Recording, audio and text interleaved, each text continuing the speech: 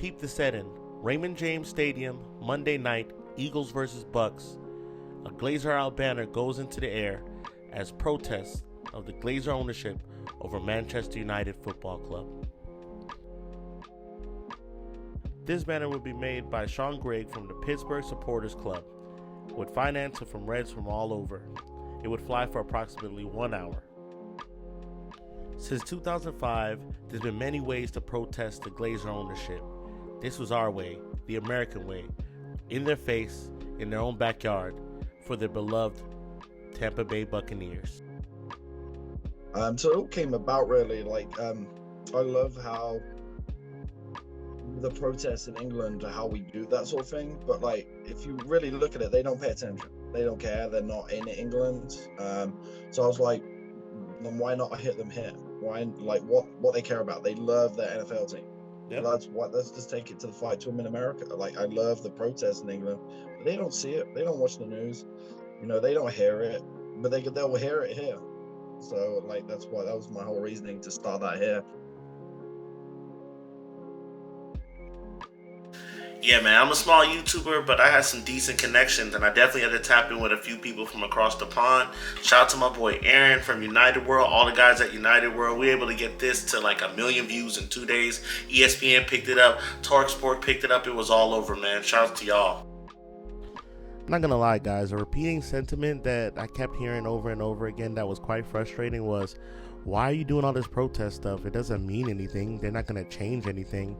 So let me get this straight. You only protest knowing that you're going to get the results you want, or do you do it to disrupt?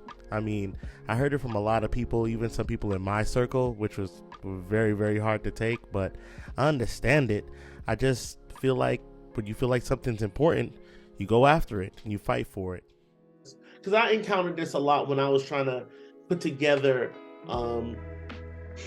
the movement to come down there, the actual protest, physical. And a lot of the times I ran into people that were like, oh, I don't think it's going to mean anything. I don't understand anything. How much did you run into that kind of backlash? I ran into a little bit of it. Yeah, I ran into a little bit of it, but those people, where's their ideas? Where's their support? If it doesn't mean anything, it doesn't mean anything. We're doing something, and it's better than sitting on our hands and, bitching and saying, hey, it's not going to work. Okay, it doesn't work. It doesn't work. But we tried.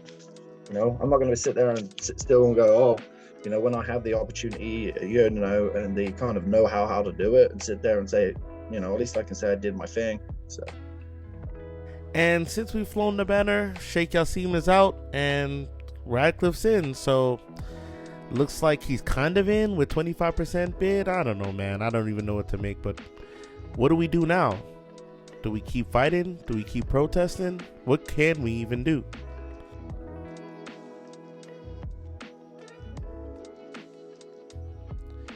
So if you can't beat the owners, become one. I recently bought a part of FC United of Manchester, an English semi-professional association football club that's based in Moston, Manchester, and plays in the Northern Premier League division. It was started in 2005 by some supporters of Man United that were opposed to Malcolm Glazer's takeover of the club. And I can already hear you guys crying, oh, well, Mikey, isn't that like supporting two clubs? No, man, this is a direct opposition to Glazer ownership, and a lot of these guys are still Man United supporters. They're a good group, and I hope to visit them soon. I already follow a bit of their games. They're kind of not on TV, so a lot of streams I have to watch and probably listen to it from time to time, and a lot of Twitter. But when I said I bought a piece of it, which I really mean was, for £25, you get access to becoming a member. Once you're a member, you're able to have a vote. You can vote on your board.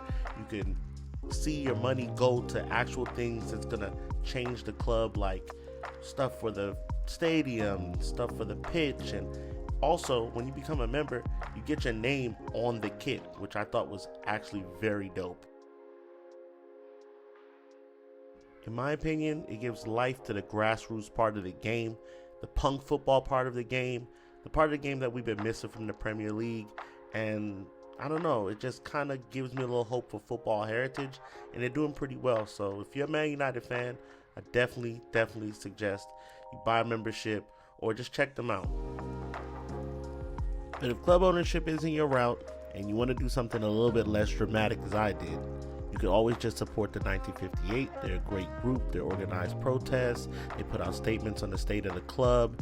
And they have a great website where you could join the fight, find out where the protests are, hear the rallying calls, and all around news regarding the club and its ownership. I'll drop a link in the bio with some more information, but these guys are great. I mean, if you ever want to know when the next protest is or what you can do to further the fight against the Glazer ownership, these are your guys, and this is who you go to. And here we are, man, at the end of the video, and I just want to leave y'all with a couple of words. Basically, I'm not doing this video to say who's a better fan, who can protest, or what will work or what won't work. These are just a few things I'm trying. I mean, we're literally fighting against a billionaire family, all right? So, you know, and they've only sold 25% of it, and we're still waiting for that to go through and be done with. So, I don't know, man. There's just a few things I did, a few things that I've supported, and if you were looking for a place to start, that's good for you too. So until next time, man, thank you for watching.